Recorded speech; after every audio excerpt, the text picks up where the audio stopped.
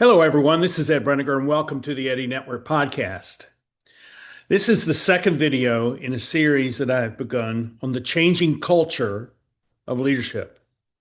And what I mean by the changing of culture, the culture of leadership, I am suggesting that the way we view leadership and the way we conduct ourselves as leaders is changing and has been changing for quite some time.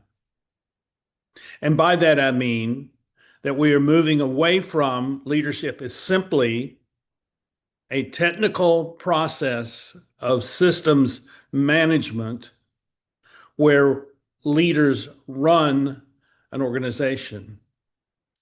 And we're moving into, or we need to, in many cases, a place of culture building where the leader is building a culture with the people of the organization or the people of the community, where there is a shared commitment to a set of values, set of purposes, a mission, and that the relationships that emerge from that are ones where the leader and the people have a closeness and an understanding which allows them to work together.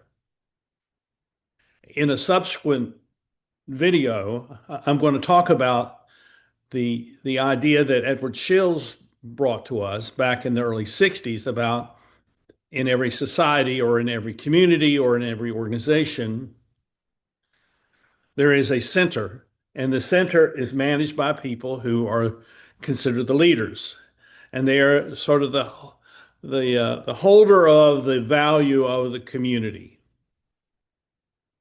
and that the periphery are the people who exist outside of the power structure that supports them. And Shills was suggesting that the center is a power structure that the periphery looks to for its leadership and looks to for its support. We'll talk more about that in a few weeks. What I want to talk to us to today about is how that culture is developed. So a leader, let's say a leader ascends into a position, a role of, quote, leadership in an organization, or maybe in the role of, say, the mayor of a city or a community, may become an elected official at the state legislature or in the Congress of the United States or the parliament of another country. But they have been elected, they've been chosen by the people to ascend into this role of responsibility. And much of what they face is the technical side of policy and budgets and determining how the government or how the administration of the organization is going to operate. And that has been what we have thought of as leadership for at least as long as I've been alive. But for many, many generations, I would say at least 10 generations, we have thought of leadership in those terms. And I don't think it's adequate any longer to simply run an organization. And that instead we must lead an organization and we must lead a community. We must lead the nation. And what I find is that when you end up running something rather than leading it, you get trapped into all the data, you get trapped by the numbers, and you lose touch. You lose a sense of context. You lose a sense of perspective because you have essentially lost the connection to the people who actually understand what's going on because they are in the middle. They're in the middle of the organization. They're in the middle of the community. They're the ones who are the recipients, beneficiaries, or victims of good and bad policies and good and bad actions. And my experience as a consultant and my experience as a minister has shown me that the people, however you want to classify the people, whether they're the lowest echelon in a company or the middle management of a company, the people who live in your neighborhood, the people who work at the garage, people who are the cashiers at the grocery store, your physicians, your lawyers, your bankers, your accountants, all these people, your teachers, your ministers, all these people see and hear things that people at the very highest level of an organization or a community do not hear. Because whether we choose it or not, the systems are organized to feed a particular kind of information to the people who are deemed the leaders. And that information is frankly biased. And it's biased towards certain policies and certain directions that the people who have the longest tenure in an organization and are in a position of leadership would like to see the organization go. And so that is how we end up running an organization rather than leading it. And I've seen and worked in organizations where the leader, the CEO, or the person in charge of that organization actually built relationships of shared purpose, of shared endeavor, where they communicated and they listened to one another, they respected one another, they trusted one another. And the people uh, stayed there, did not move to other places to work or other places to live because they felt that their preferences and their interests and their concerns were being heard and attended to and responded to by people who were seen as the leaders of the company or the leaders of the community. So when we talk about the changing culture of leadership, what we're talking about is how the people who are at the very top of the hierarchies of every type of organizational structure learn to step out of their offices, step out of the C-suite, step out of the mayor's office, and begin to build relationships with people who have no power over them, who have no, and in fact may disagree with them, but they go and build relationships to listen, not to tell them, not to make pronouncements, not to declare this is what we're doing, or this is not to apologize or to make an apology for the principles or the policies of the organization or the government, but to simply listen and ask, how could we do something different? Or what is it that you believe? There were many, it was almost 20 years ago, I worked with an organization, a local utility in a local community in one of the states of the United States. And they had gone through an ending of a leadership core, core leadership that had acted in an unethical way, but not in an illegal way. And that the board had permitted them to act in this unethical way. And once it became apparent that this is what happened, they were asked to leave, and members of the board were asked to leave. So a new CEO was selected, and he came in and he hired me to help them write a value statement. Now, you're hearing value statement as some placard that goes up on a wall somewhere in the lunchroom or in outside of the restrooms or someplace or at the door, that all the visitors come in to declare who we are. Well, that's not what he was looking for. He was looking for a sense of purpose which would change how they operated as a company. And I had 9 people on this committee that I worked with. And at the end of the process, we had a value statement that had been written and approved by a group of employees. There were some there were some managers in there, and there were members of the union that were on this team. And so there was a cross section of people from the company writing this statement. And it took us 3 months to do this. And it was hard because it was hard, not because these people couldn't write a value statement. It was hard because they did not trust the company, that the company would treat them with respect, that this would be just a perfunctory exercise in window dressing. And so when we were all done, they had selected out of 5 different value statements that the team had written. They had selected one, and then the CEO was asked to come in, and without knowing what their decision was, he chose the same one that they did. At that moment in time, the culture of the company was healed.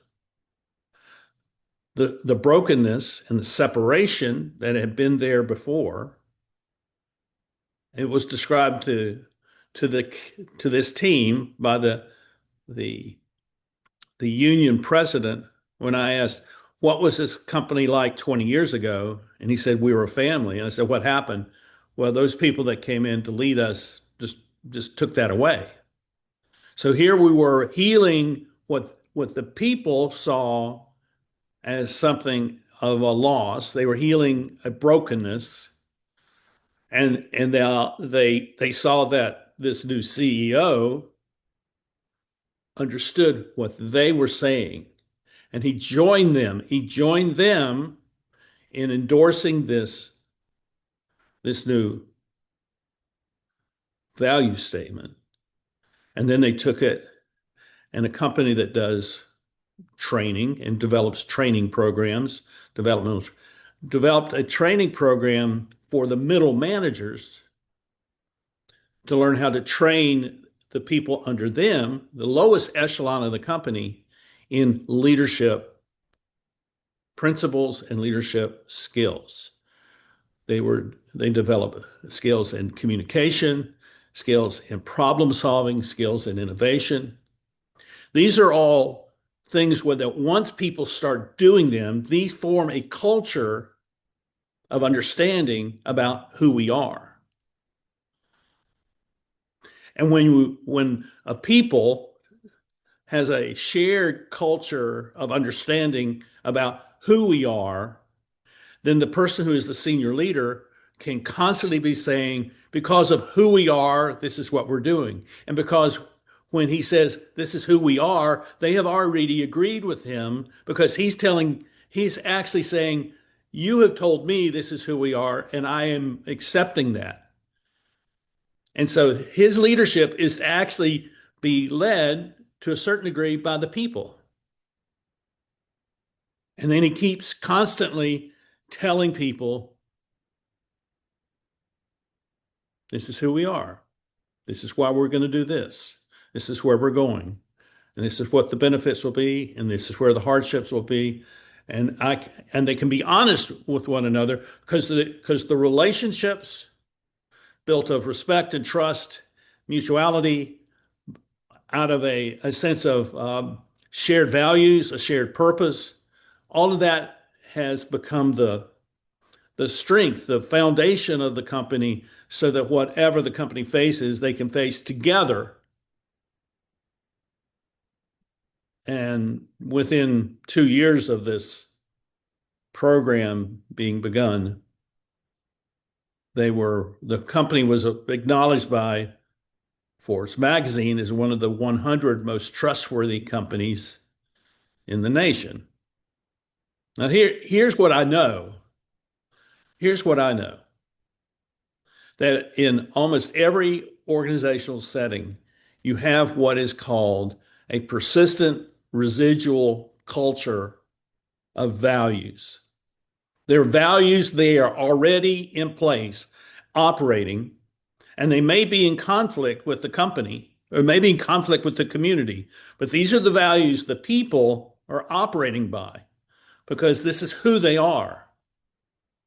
There's a persistent residual culture of values that persist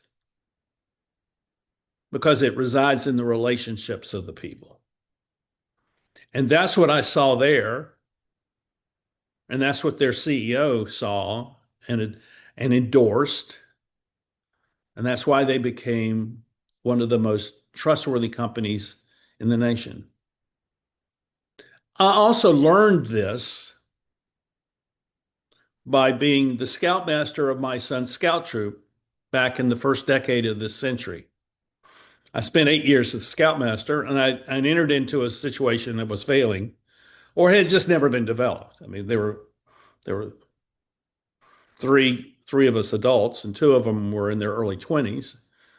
And we had about 15 boys in the troop, had a strong committee, but the committee was not in a position to lead the troop, in terms of building relationships and doing camping and doing all that stuff. They were not in that position. So I had to take that on. And what we did was I did what I knew what I could do.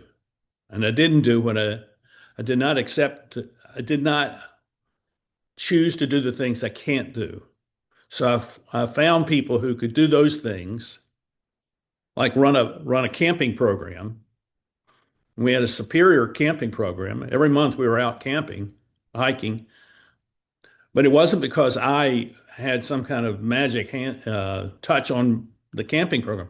No, I just invited the adult leaders, the parents of these children, these boys, to say, I want you to participate and I want you to contribute in some place that is meaningful to you. You tell me, you're volunteers. You tell me, what do you want to be involved in? And this one man said, I want to work on the camping program. I said, okay, go at it. Let's talk every week. We're going to talk every week about what you're doing, but I want you to go develop this and find the people that you need to help you to make this work every month. And we ended up with a superior camping program because I did not get mixed up in the planning of it. I endorsed it. I supported it. I talked about it. I celebrated it. And I was doing it because I wanted the fellow who was leading that to know that he had my backing as the scoutmaster. And I wanted all those scouts, and I wanted the scouts' parents to know that too, that he had my backing. And then there was another situation. I mean, this is why I'm talking about a culture and not simply running. This is not about operational leadership. This is about cultural leadership, of human leadership, of um, of leading from a standpoint of building a community of people, a community of leaders who will move forward together. Had a new father and son join the troop, and the father had some corporate experience, and he got elected as the chair of the chair of the committee, and immediately brought to the committee a recommendation of changing one of the policies, and the policy was such that his son would be the only one who would benefit from it. And it was really obvious. I mean, it was obvious to everybody.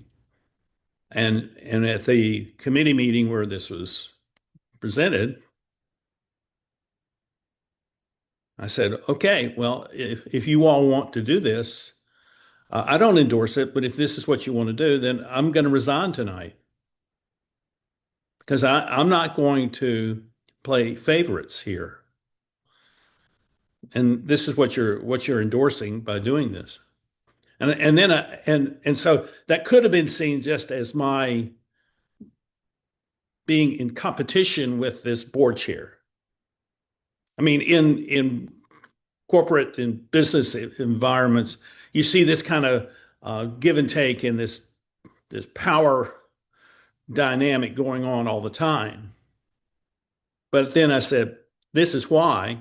I said, and there are 5 principles. And these are the 5 principles we're operating on.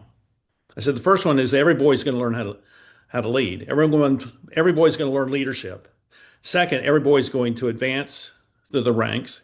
And they do that by doing training, and they're doing it by achieving various stages of work and of learning. The third is every boy's going to have fun. The fourth is every boy is going to learn leadership through the camping program, and every boy and the adult leaders, the assistants, scoutmasters, and the scoutmaster will wear their uniform as a sign of unity and strength. And I said the shorthand of all this, and you can know whether a boy is doing well because we have this shorthand of is he advancing and is he having fun? Those are the two qualities or the two characteristics that we're looking for in every boy. Are they advancing and are they having fun? If they're advancing but not having fun, then someone's putting pressure on them. If they're not advancing but having fun, then somehow they're not focused on learning and developing. They may just be lazy. And so we had this shorthand, and we implemented this, and this is probably we probably implemented this in 2003, I think. Maybe it was 2004. It's a long time ago. And it had an immediate effect. And so I would talk about these five principles all the time. These are this is the value system that unified us as a committee, unified us as a troop, unified us as a people who were coming from a very wide spectrum of the community who were able to come together.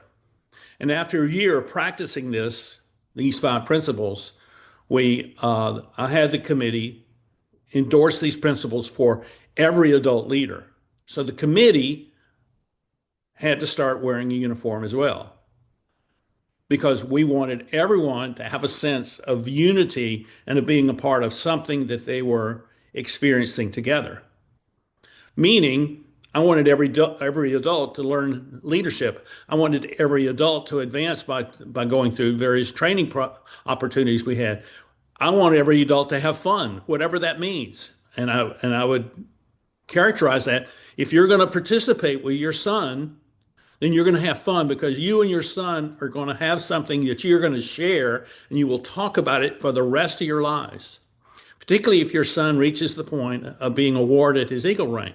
And you and your son will have that to share for the rest of your lives. So that's a fun thing. If you can go on the campouts, we welcome you on the campouts. A lot of these parents and a lot of these adults could not do that. And the fifth was, we want you to wear a uniform. And what I saw was a group that began very ragged, and then within a very short period of time, this troop became very cohesive and became one of the strongest troops in our council. And it was all simply because I developed the culture of that place to reward people in their service and to recognize them for their contributions and to give them a sense that what they were giving themselves to mattered. That's what it means for a leader to be a person who creates culture. And so I'm redefining what leadership is. So no longer, if you think of this as your role as the leader is to operate the organization, then you are now mistaken. What you are doing now is you are facilitating the leadership of everyone else. Because if you think you can make all the decisions and be successful at that, you're going to find that your level of success is very narrow and ultimately destructive to the organization, because you're going to alienate everyone who at one time believed that you were the leader, but who no longer see that. One measure for you is how many people do I know by their first name, and how many of them are willing to call me by my first name? And then the second level is how many people do I know where I can name who their spouse is and who their children are?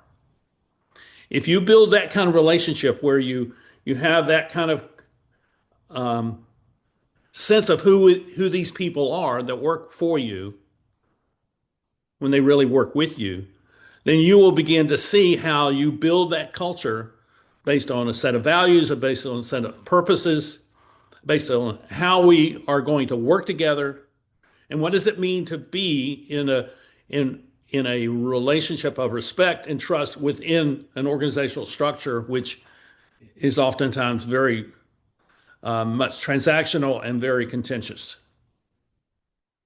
So I am saying that leadership is not for everyone. Corporate or business or organizational leadership is not for everyone because most of the people that I know are afraid of leading. They prefer to operate and they prefer to simply run the organization, run the machine. But if you want your organization, your community, your school, your church, your club, whatever it may be, to survive this great chaos and catastrophe that we're entering into, and it's here, it's already at our doorstep, knocking, waiting for us to open the door to let it in. It's coming. It's already here in many cases. If you want to survive this, then you have to change the way you operate as a leader. You have to stop running the organization and you have to facilitate the leadership of others and build the kinds of ties, build the kinds of relationships where people want to work together because they love the company, they love the club, they love the school, they love their community. And that's what I have found when I have said this to people who work in large companies. There's a persistent residual culture of values that persists because it resides in the relationships of the people. When I say that to people, they start nodding, and I say, "You know why that happens? It's because you love working here. You love this company, and you don't want it to fail, and you're working hard so that it will not." And that's the recognition that these people need. They need to be thanked and recognized and given the training that allows them to develop their own leadership skills so that they become more valuable members of your organizational community. I'm going to write about this, post something tomorrow, because that's what I want to do. I'm going to put some things down about this that I think will be helpful. And I want you to know that you're not alone. If this touches you, if you realize that you're being presented a crossroads that you must decide which way I'm going to turn, then reach out to me and I will help you. I'll be glad to help you cross that crossroads and set you on a path towards building something where you work that is different than what you've experienced today. I thank you for watching the Eddy Network podcast. I appreciate your support. If you can financially support me, that's great. I would love that. But it's really not necessary for you to tell me that what you're being given here is greater than anything you can buy. Because what this will do will liberate you from all the false expectations and all the false narratives that you are given that you feel somehow compelled to comply with so that you can be seen as a leader instead of being a leader of impact. Something to think about. And I'm glad to talk with you and glad to work with your organizations, your communities in whatever way I can. Let's do that next year. Let's plan something and let's make 2016 a year of building the culture of leadership where you are. And I thank you, and we'll see you next time here on the Eddy Network podcast. Bye bye.